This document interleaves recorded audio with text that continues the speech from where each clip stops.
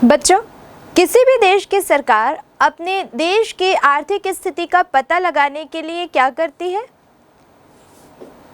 वो राष्ट्रीय आय की गणना करती है, यानी कि उस देश की साल भर की राष्ट्रीय आय क्या है, गत वर्ष से उसकी तुलना करके ये पता लगाती है कि उसमें वृद्धि हुई है या कमी हुई है। और इस तरह से इस बात का आकलन कर लिया जाता है कि देश विकसित हो रहा है, विकास की ओर आगे बढ़ रहा है या उन्नति की ओर अभी भी अग्रसर नहीं हो पा रहा है। तो राष्ट्रीय आय के अंतर्गत इसकी बहुत सी अवधारणाएं हैं जिन्हें हम इन अध्यायों में देखेंगे। सबसे पहले हम सामान्य शब्दों में राष्ट्रीय आय क्या है ये जानेंगे। राष्ट्रीय आय के बारे में हम ये कह सकते हैं कि एक देश में एक वर्ष के अंदर उत्पादित सभी वस्तुओं और सेवाओं का जो मूल्य होता है वो कुल मूल्य ही राष्ट्रीय आय कहलाता है। अब यहाँ पर हम देख सकते हैं कि इसके कुछ अर्थ हम अगर विश्लेषण करें, इनको अलग अलग करके निकालें, तो हम देखते हैं यहाँ पर कि यहाँ पर राष्ट्रीय उत्पाद भी इसको कहा जा सकता है, क्योंकि कुल उत्पादन की बात हमने कही यहाँ पर कुल वस्तुओं और कुल सेवाओं के उत्पादन की। दूसरा, हम इसको यहाँ पे राष्ट्रीय लाभांश भी कह सकते हैं और तीसरा हम इसको यहाँ पर राष्ट्रीय व्यय भी कह सकते हैं। क्या कारण है ये सब नाम देने के, ये आगे हम और विस्तार से जानेंगे। फिलहाल हम देखते हैं कि राष्ट्रीय आय की जो परिभाषा है उसे हमने दो भागों में बांटकर यहाँ अध्ययन किया है। पहला जो भाग है वो परंपरागत परिभाषाओं का है और दूसरा जो भाग है वो आधुनिक अर्थशास्त्रियों के द्वारा दी गई परिभाषाओं का है। तो आइए देखते हैं कि वे कौन कौन से अर्थशास्त्री हैं जिन्होंने परंपरागत परिभाषा के अनुसार इसके अर्थ को अभिव्यक्त किया है। तो यहाँ पे हम देखते हैं प्रोफेसर मार्शल, प्रोफेसर पीगू और प्रोफेसर फिशर की परिभाषा। ये तीनों ही अर्थशास्त्री ऐसे हैं जिनके बारे में हम कह सकते हैं कि राष्ट्रीय आय के संबंध में इन्होंने जो परिभाषाएं दी है वो कहीं ना कहीं परंपरागत विचारधारा पर आधारित है। और इन तीनों अर्थशास्त्रियों की परिभाषाओं को हम पृथक पृथक करके इनका अध्ययन, विश्लेषण और इनकी विशेषताओं का अध्ययन जब हम करेंगे तो हम राष्ट्रीय आय और उसके महत्व को और अधिक अच्छे से समझ पाएंगे। तो सबसे पहले हम देखते हैं कि मार्शल की परिभाषा क्या है। प्रोफेसर मार्शल के अनुसार किसी देश का श्रम एवं पूंजी उस देश के प्राकृतिक साधनों पर कार्य करते हुए प्रतिवर्ष भौतिक एवं अभौतिक वस्तुओं एवं सभी प्रकार की सेवाओं का जो शुद्ध योग उत्पन्न करते हैं उसे ही उस देश के शुद्ध वार्षिक आय अथवा राष्ट्रीय लाभांश कहते हैं। तो आपने देखा कि मार्शल ने जो परिभाषा दी है, अगर हम उस परिभाषा का बारीकी से विश्लेषण करें तो कुछ बातें जो निकल कर आती, कुछ बिंदु जो हमारे पास निकल कर आते हैं जिनके आधार पर हम राष्ट्रीय आय के अर्थ को और अच्छे तरीके से समझ सकते हैं, वो सारे बिंदु इस प्रकार हैं। सबसे पहले यहाँ पर इन्होंने जो बात कही है उसके अंतर्गत कहा है कि राष्ट्रीय आय की गणना वार्षिक आधार पर की जाती है। जैसे कि हमने इसके मीनिंग में भी जाना था कि किसी देश की एक वर्ष की जो आय होती है, तो यहाँ पर मार्शल का भी ये मानना है कि ये जो राष्ट्रीय आय की गणना की जाती है वो किसी एक वर्ष विशेष की होती है। अब क्योंकि हम भारत में जो हमारा वित्तीय वर्ष है वो 1 अप्रैल से 31 मार्च तक होता है, तो इसी वित्तीय वर्ष के आधार पर राष्ट्रीय आय की गणना की जा सकती है।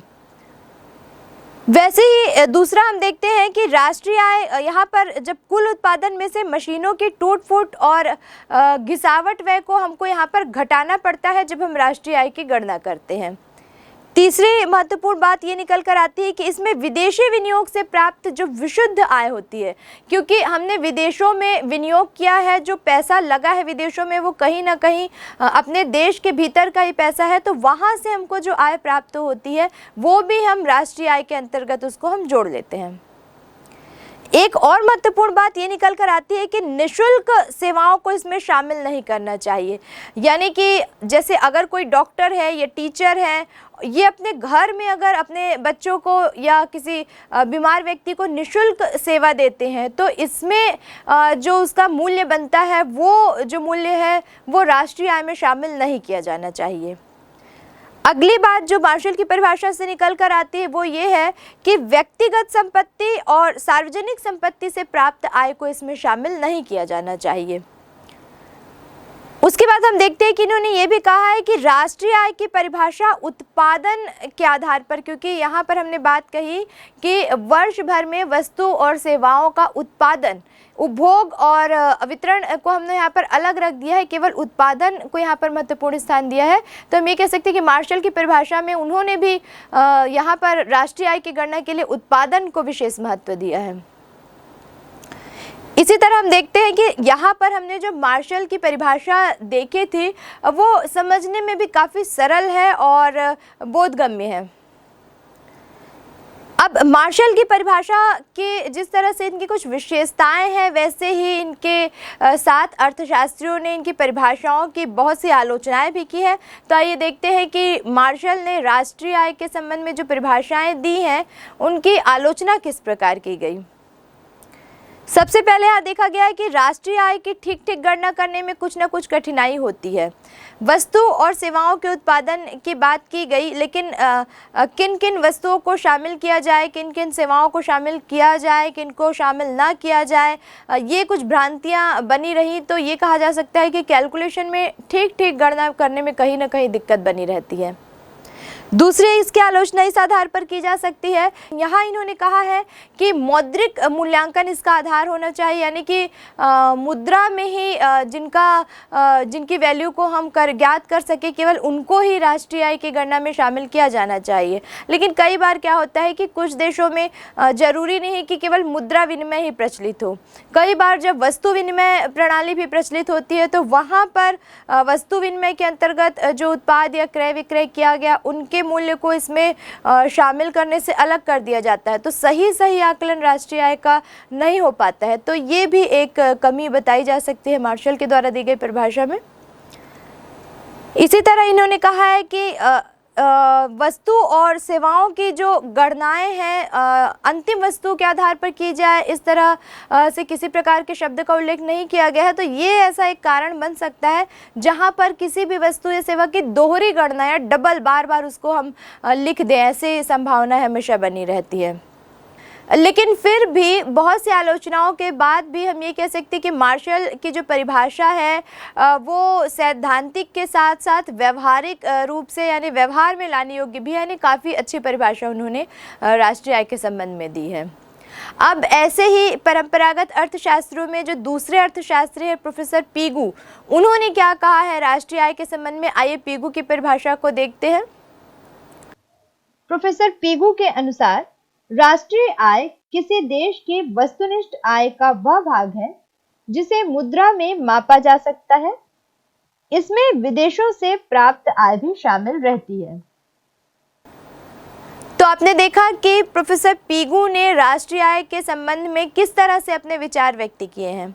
इनकी परिभाषाओं का अगर विश्लेषण किया जाए तो राष्ट्रीय आय के बारे में जो कुछ महत्वपूर्ण बिंदु सामने निकल कर आते हैं वो कुछ इस प्रकार से हो सकते हैं। जैसे कि इन्होंने कहा है कि केवल उन्हीं वस्तुओं को शामिल किया जाए जिन्हें मुद्रा के रूप में मापा जा सकता है। तो कहीं ना कहीं मार्शल की भी ऐसी ही विचारधारा थी कि, और वैसे ही पीगू की भी विचारधारा है कि उन्हीं वस्तुओं और उन्हीं सेवाओं को राष्ट्रीय आय की गणना में शामिल किया जाए जिन्हें हम मौद्रिक रूप से जिनका मूल्यांकन कर सकते हैं।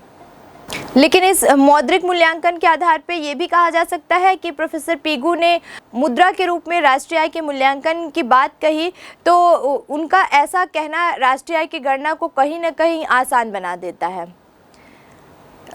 अगला जो बिंदु यहाँ पर हमको देखने को मिलता है वो है कि मौद्रिक मूल्यांकन के कारण हमने जैसे कि देखा कि गणना जो हुई वो सरल हो गई, और साथ ही इनकी परिभाषा से एक और बात स्पष्ट हो जाती है कि कहीं ना कहीं अगर हम मार्शल की परिभाषा और पीगू की परिभाषा की दोनों की तुलना करें तो पीगू की जो परिभाषा है वो मार्शल की परिभाषा के अपेक्षाकृत सरल है।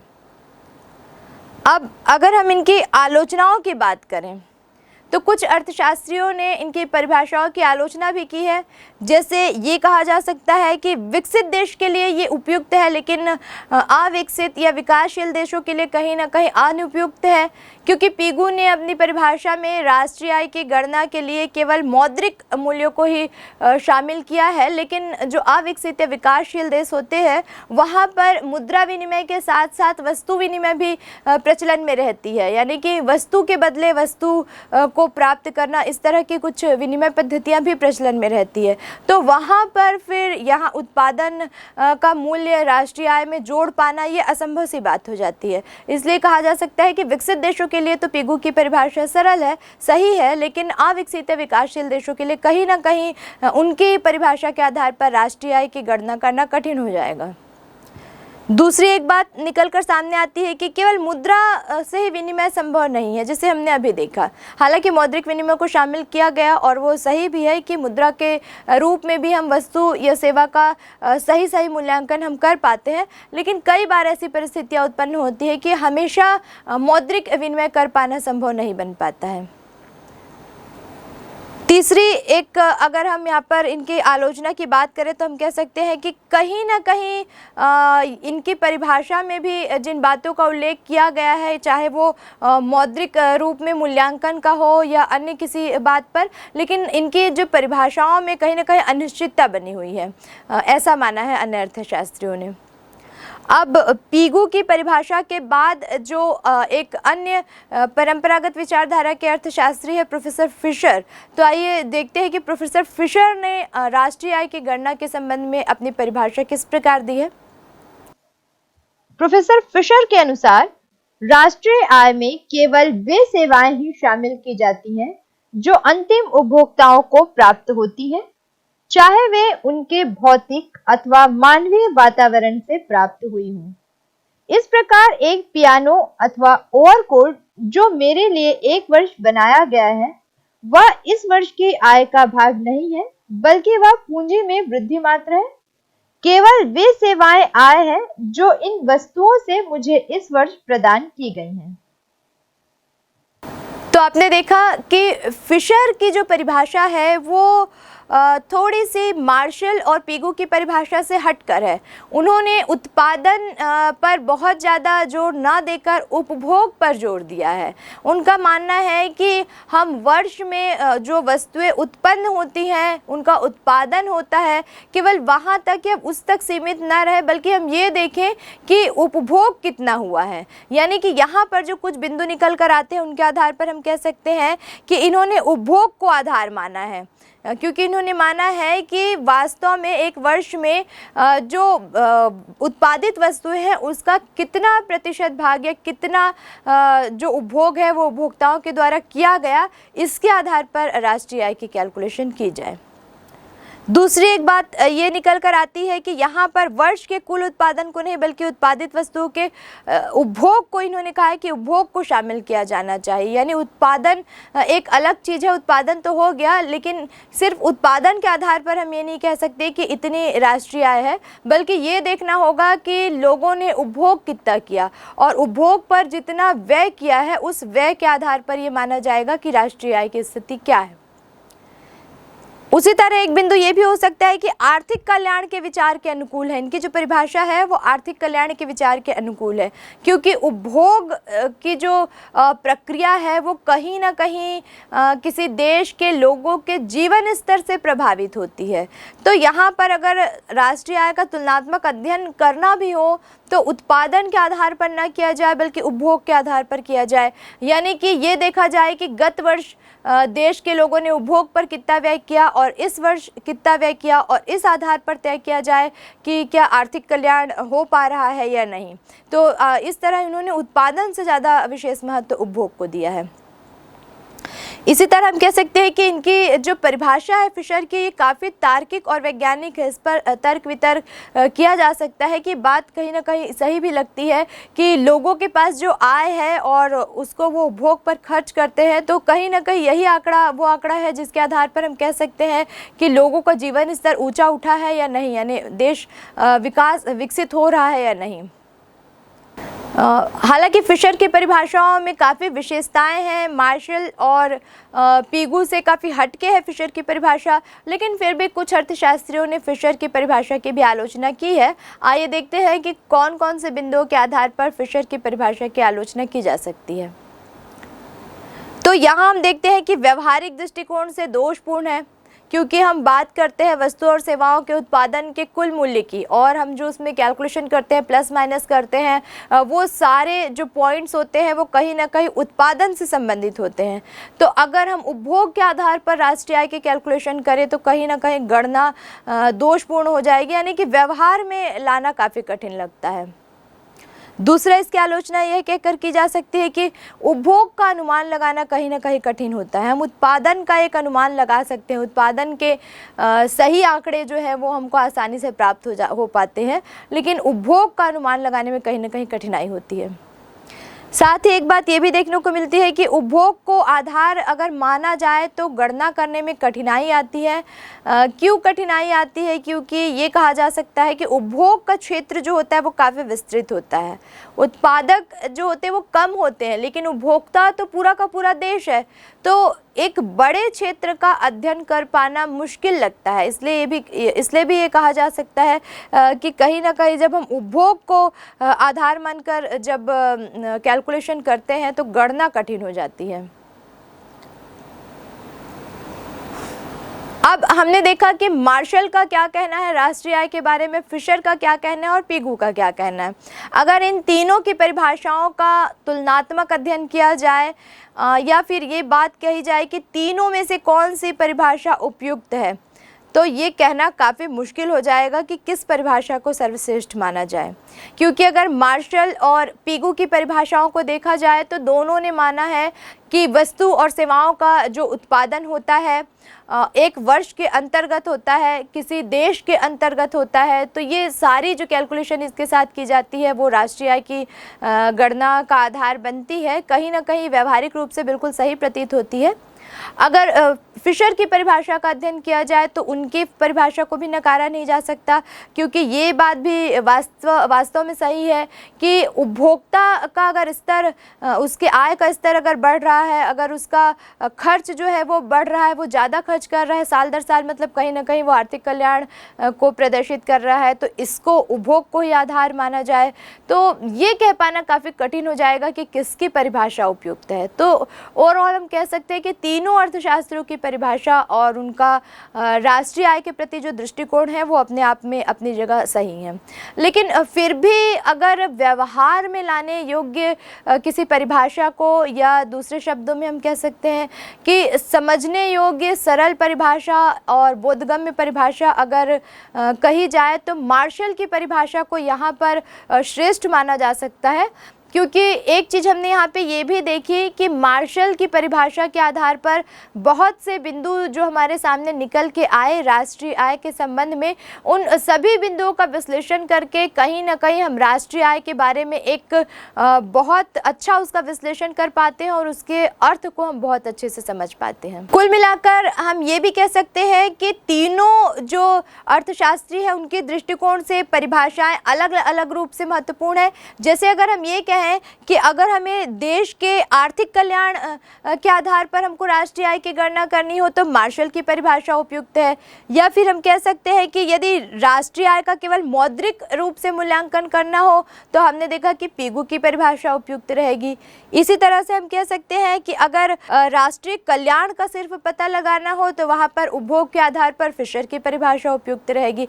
तो कुल मिलाकर किसी भी अर्थशास्त्र की परिभाषा को नकारा नहीं जा सकता, और साथ ही साथ अलग अलग दृष्टिकोण से, अलग अलग उद्देश्य से तीनों ही अर्थशास्त्र की परिभाषाओं को महत्वपूर्ण माना जा सकता है।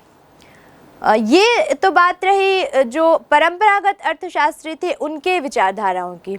अब अगर हम बात करें कि आधुनिक अर्थशास्त्रियों ने किस तरह से राष्ट्रीय आय की परिभाषा दी है, तो हम देखते हैं कि आधुनिक अर्थशास्त्रियों के अंतर्गत यहाँ पर प्रोफेसर साइमन की परिभाषा आती है, और दूसरी यहाँ पर हम जो परिभाषा देखेंगे वो होगी केंद्रीय सांख्यिकी संगठन के अंतर्गत जो राष्ट्रीय आय की परिभाषा दी गई है वो क्या है। तो सबसे पहले आइए देखते हैं कि प्रोफेसर साइमन कुजनेट्स ने क्या परिभाषा दी है राष्ट्रीय आय के संबंध में। प्रोफेसर साइमन कुजनेट्स के अनुसार राष्ट्रीय आय किसी देश की उत्पादन व्यवस्था में एक वर्ष के भीतर प्राप्त होने वाली वस्तुओं एवं सेवाओं का वह विशुद्ध उत्पादन है जो अंतिम उपभोक्ताओं को प्राप्त होता है। अथवा देश के पूंजी स्टॉक में वृद्धि करता है। तो आपने देखा कि प्रोफेसर साइमन ने राष्ट्रीय आय के संबंध में जो परिभाषा दी है उससे जो महत्वपूर्ण बिंदु निकल कर आते हैं वो कुछ इस प्रकार हो सकते हैं। इन्होंने भी माना है कि एक वर्ष की अवधि के अंतर्गत जो आय होती है उसकी कैलकुलेशन को राष्ट्रीय आय में शामिल किया जाना चाहिए। दूसरा, इन्होंने ये माना है कि वस्तु एवं सेवाओं का विशुद्ध उत्पादन यानी कि जो अतिरिक्त जो व्यय होते हैं या जो घिसावट होती है संपत्तियों की उनको हटाकर जो विशुद्ध उत्पादन बचता है उसको शामिल किया जाना चाहिए। और तीसरी एक बात जो इन्होंने मानी है कि अंतिम उपभोक्ता तक जो पहुंच होती है उसके आधार पर राष्ट्रीय आय की गणना की जानी चाहिए। अब दूसरी, अगर हम आधुनिक परिभाषाओं की बात करें तो यहाँ हम देखते हैं केंद्रीय सांख्यिकी संगठन की परिभाषा। आइए देखते हैं केंद्रीय सांख्यिकी संगठन ने अर्थशास्त्र की क्या परिभाषा दी है।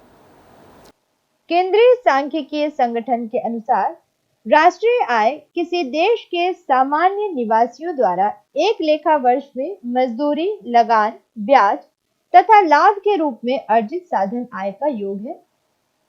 तो आपने देखा कि केंद्रीय सांख्यिकी संगठन ने राष्ट्रीय आय के बारे में जो परिभाषा दी है उसमें कुछ महत्वपूर्ण बिंदु सामने निकल कर आते हैं और जिनके आधार पर हम राष्ट्रीय आय को और अच्छे से समझ सकते हैं। सबसे पहली बात ये पता चलती है कि यहाँ पर राष्ट्रीय आय का संबंध किसी राष्ट्र विशेष से, किसी पर्टिकुलर किसी देश के लिए, किसी राष्ट्र के लिए राष्ट्रीय आय की बात की जा रही है। दूसरा, यहाँ पर एक विशेषता निकल के आती है कि एक वर्ष की अवधि के लिए जो भी उनका वित्तीय वर्ष है कुछ केवल उस एक वर्ष की अवधि में के लिए राष्ट्रीय आय की कैलकुलेशन यहाँ पर की जाती है। तीसरी जो बात निकल कर आती है वो हम देखते हैं कि उन वस्तुओं एवं सेवाओं का को यहाँ पर हम शामिल करते हैं जिनका विनिमय मूल्य होता है, यानी कि जैसे अभी तक हमने देखा कि मौद्रिक रूप में जिनको व्यक्त किया जा सके उन्हीं वस्तुओं और उन्हीं सेवाओं के मूल्य को इसमें शामिल किया जाता है। साथ ही एक बात और निकल कर आती है कि यहाँ पर क्योंकि उन्होंने विशुद्ध उत्पादन, वस्तु और सेवाओं के विशुद्ध उत्पादन की बात कही है तो विशुद्ध वो तभी कहलाएगा जब उसमें से कुछ व्यय जो होते हैं जैसे घिसावट संबंधी जो व्यय होते हैं, संपत्तियों पे मूल्यह्रास संबंधी जो व्यय होते हैं, जब वो घटा दिए जाएं तो जो हमको प्राप्त होगा वो विशुद्ध आय होगी। तो यहाँ पर उन्होंने ये एक महत्वपूर्ण बात और अन्य अर्थशास्त्रियों से बिल्कुल अलग बात कही है कि विशुद्ध आय को शामिल किया जाना चाहिए। वैसे ही हम इनकी परिभाषा के आधार पर यह भी बोल सकते हैं कि प्रत्येक वस्तु और सेवाओं के मूल्य को एक बार शामिल किया जाना चाहिए, यानी कि सावधानी रखनी चाहिए कि कहीं किसी वस्तु या सेवा के मूल्यांकन की दोहरी गणना तो नहीं की जा रही है। तो आपने देखा कि किस प्रकार विभिन्न अर्थशास्त्रियों की अलग अलग परिभाषाओं के आधार पर हम राष्ट्रीय आय के बारे में काफ़ी कुछ जान चुके हैं कि राष्ट्रीय आय वास्तव में है क्या।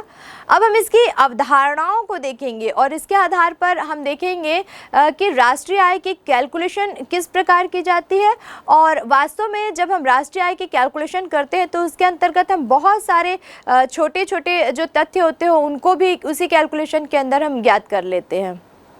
तो राष्ट्रीय आय की अवधारणा में जो सबसे पहला महत्वपूर्ण बिंदु है वो है सकल घरेलू उत्पाद, जिसके बारे में आप अक्सर न्यूज़ चैनल में अपने आसपास अपने दोस्तों से, अपने मित्रों से सुनते होंगे। जीडीपी, कई बार हम ये सुनते हैं कि जीडीपी बढ़ गई, जीडीपी घट गई। तो क्या है ये जीडीपी?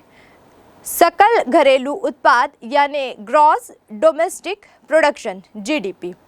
यहाँ पर इसका सीधा सीधा अगर अर्थ हम देखें तो यहाँ हम देखते हैं कि जीडीपी जो है, जीडीपी से तात्पर्य एक लेखा वर्ष के अंतर्गत एक देश में यानी एक देश की सीमा में उत्पादित समस्त वस्तु और सेवाओं के मौद्रिक मूल्य से होता है। यहाँ ध्यान रखने योग्य बात यह है कि ग्रॉस डोमेस्टिक प्रोडक्शन है, सिर्फ अपने देश में उत्पादित वस्तु और सेवाओं की बात ही यहाँ पर की गई है। अब अगर हम जीडीपी के इस अर्थ के आधार पर विश्लेषण करके इसकी विशेषताओं को देखें तो शायद हम जीडीपी को और अधिक अच्छे से समझ पाएंगे। तो आइए देखते हैं इसकी विशेषताएं।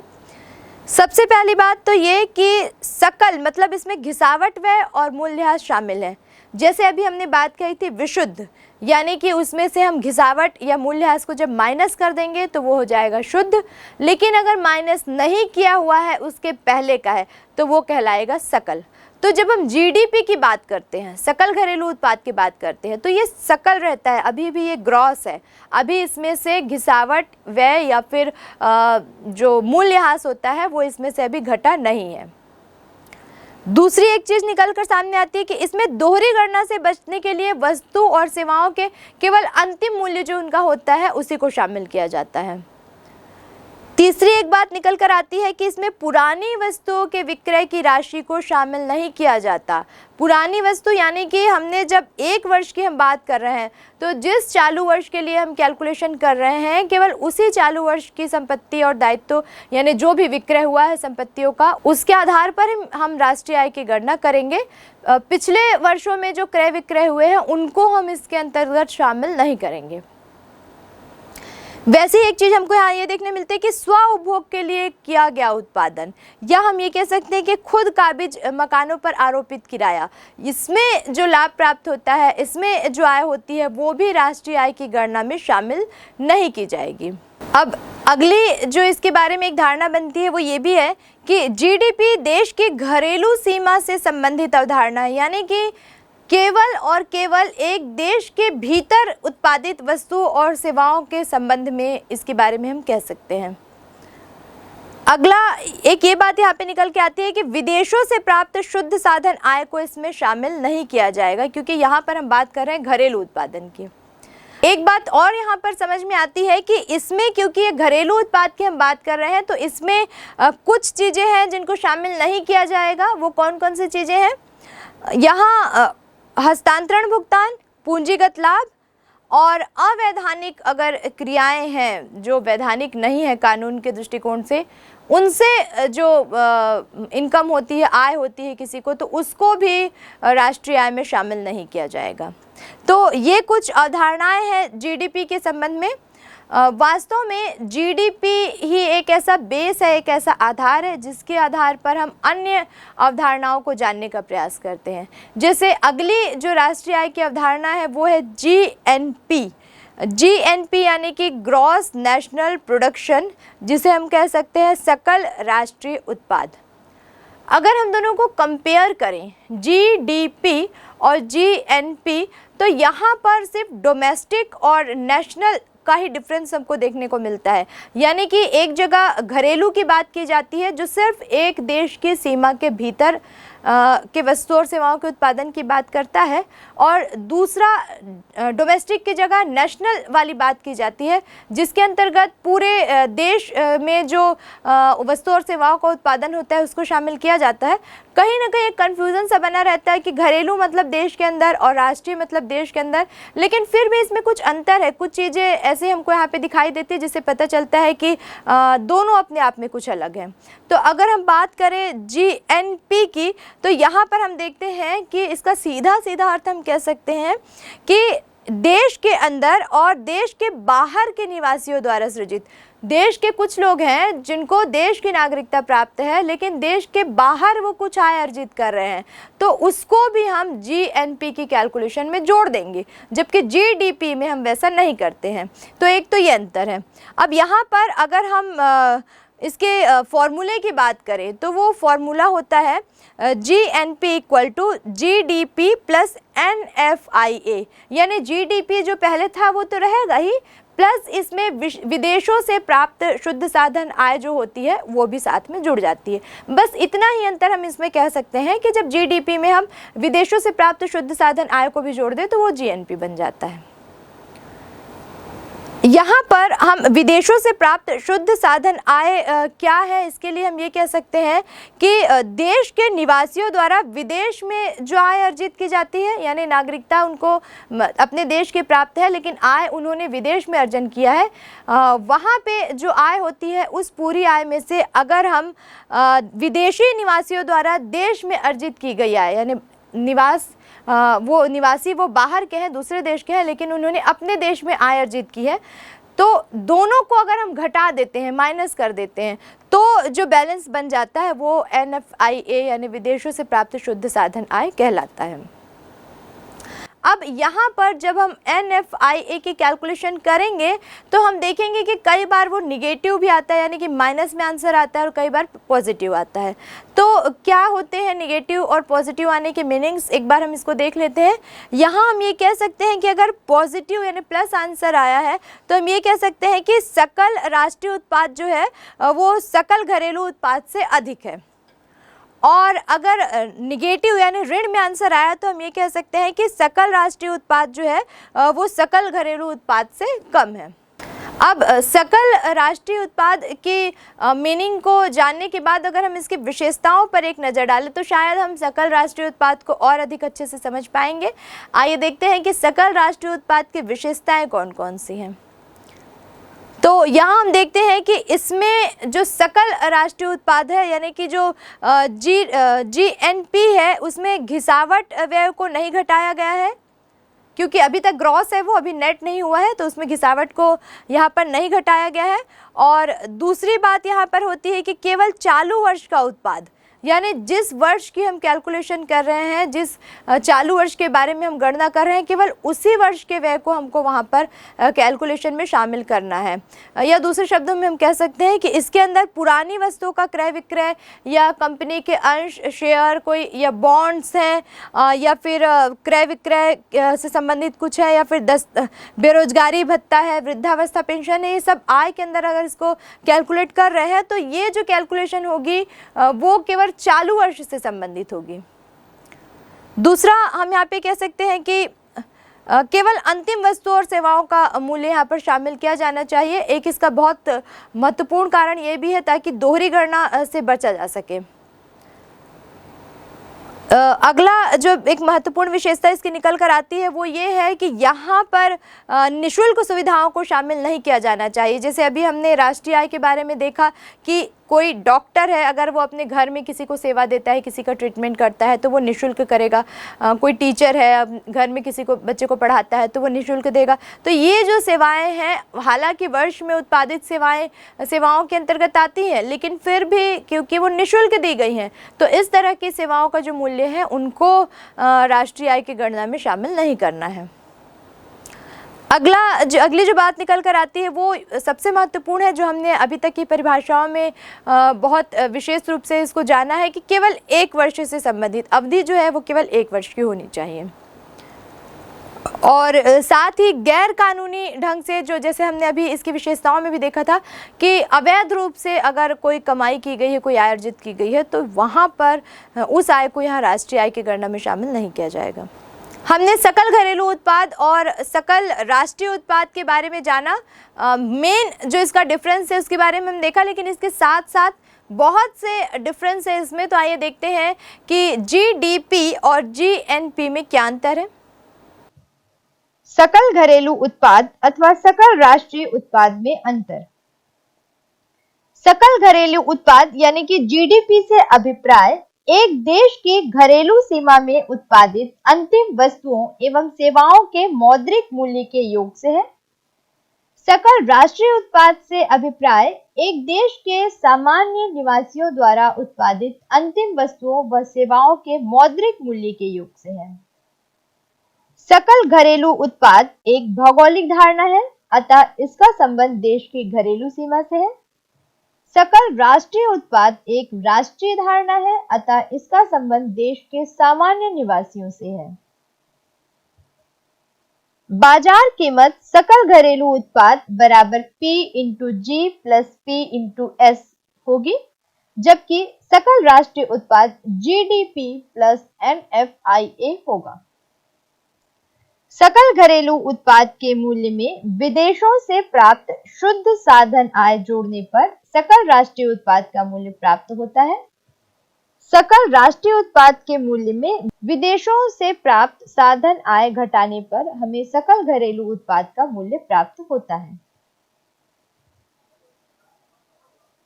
सकल घरेलू उत्पाद में यदि विदेशों से प्राप्त साधन आय ऋणात्मक है तो इसका मूल्य सकल राष्ट्रीय उत्पाद के मूल्य से अधिक होगा।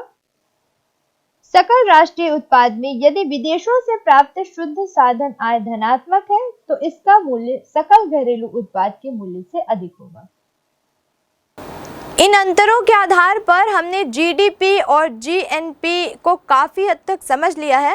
अब हम देखते हैं कि जीडीपी और जीएनपी की व्यवहारिक रूप से इसकी कैलकुलेशन कैसे की जाती है। दी गई सूचनाओं के आधार पर सकल राष्ट्रीय उत्पाद तथा सकल घरेलू उत्पाद की गणना कीजिए। यहाँ कुछ मदें दी गई हैं और वस्तु और उनका मूल्य करोड़ में दिया गया है। जैसे उपभोक्ता वस्तुओं का उत्पादन 5000, पूंजीगत वस्तुओं का उत्पादन 3500, उपभोक्ता एवं पूंजीगत सेवाओं का उत्पादन 1500, निर्यातित वस्तु एवं सेवाओं का मूल्य 1000, आयातित वस्तुओं एवं सेवाओं का मूल्य 800। यहाँ हमको क्योंकि सकल राष्ट्रीय उत्पाद ज्ञात करना है और सकल राष्ट्रीय उत्पाद का हमारा जो फॉर्मूला है वो है संपूर्ण घरेलू उत्पाद प्लस निर्यात माइनस आयात। अब क्योंकि यहाँ पर सकल घरेलू उत्पाद में उपभोक्ता और पूंजीगत वस्तुओं एवं सेवाओं का मौद्रिक मूल्य होता है, इसलिए हम सबसे पहले संपूर्ण घरेलू उत्पाद की कैलकुलेशन यहाँ कर लेंगे। तो यहाँ पर हम देखते हैं कि जो संपूर्ण घरेलू उत्पाद है उसके अंदर हम सबसे पहले उपभोक्ता वस्तुओं का उत्पादन 5000, फिर पूंजीगत वस्तुओं का उत्पादन 3500 और फिर उसके बाद उपभोक्ता एवं पूंजीगत सेवाओं का उत्पादन 1500 शामिल करेंगे। तो इस प्रकार कुल मिलाकर संपूर्ण घरेलू उत्पादन जो है वो 10,000 करोड़ रुपए हो जाएगा। अब क्योंकि हमको यहाँ पर जीएनपी कैलकुलेशन करना है तो GNP equal to GDP plus E minus I, जो हमने पहले देखा था सकल राष्ट्रीय उत्पाद बराबर संपूर्ण घरेलू उत्पाद प्लस निर्यात माइनस आयात होगा। इसके अकॉर्डिंग हम यहाँ पर हमने देखा कि जीडीपी हमने कैलकुलेट कर लिया है, ग्रॉस डोमेस्टिक प्रोडक्शन, सकल घरेलू उत्पाद, ये 10,000 करोड़। और उसके बाद हमने एक्सपोर्ट और इंपोर्ट जो है वो यहाँ पर प्रश्न में दिया हुआ है 1000 और 800। इसे जब हम फॉर्मूले में पुट कर देंगे तो ये हो जाएगा GNP gross national production is equal to 10,000 plus 1000 minus 800। तो ये जीएनपी यानी कि ग्रॉस नेशनल प्रोडक्शन हो जाएगा 10,200 करोड़ रुपए। यहाँ जब हमको जीडीपी की कैलकुलेशन करनी होगी तो क्योंकि हमने फॉर्मूला देखा कि जीडीपी जो है वो कैलकुलेट होता है सकल राष्ट्रीय उत्पाद में से आयात और निर्यात के अवशेष को घटाकर। तो हम आयात और निर्यात का अवशेष यहाँ पर देख रहे हैं कि दोनों में जो बैलेंस आ रहा है आयात और निर्यात में, आयात 800 और निर्यात 1000, तो यहाँ पे हम देखते हैं कि शेष जो आ रहा है वो 200 का वहां पर डिफरेंस आ रहा है, जो कि हम आयात निर्यात का अवशेष मानेंगे और सकल राष्ट्रीय उत्पाद में से इसको हम माइनस कर देंगे। तो ये हो जाएगा 10,200 माइनस 200 इज इक्वल टू 10,000, यानी 10,000 करोड़ रुपए से हो जाएगा।